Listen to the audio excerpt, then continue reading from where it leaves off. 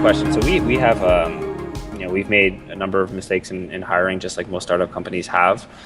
One of the things that we really believe in is having projects at every aspect of the business. So people can look great on paper. We've actually learned that we don't really care about paper too much. Resumes are important, sure, but we try to provide a small test, if you will, that is a real life example of what work would be with a really condensed schedule.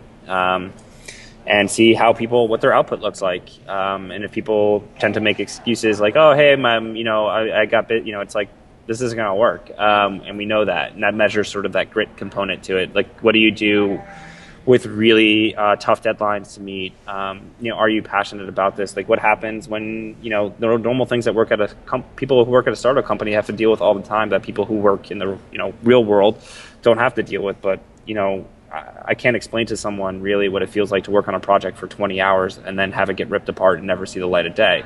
That's something that if you work at a startup company, that just happens. And it happens often. And for people who work in very structured environments, that doesn't happen. But when you're moving and iterating as rapidly as a startup, it's inevitable that that's going to happen. So I think that, really looking for people who are passionate, who care, who give a damn about what they're doing, and they're gritty, and they're willing to sort of figure out creative solutions, and they're smart. We're at a point now where we really, really do need extremely smart people. So those are really the only three things that I think are important.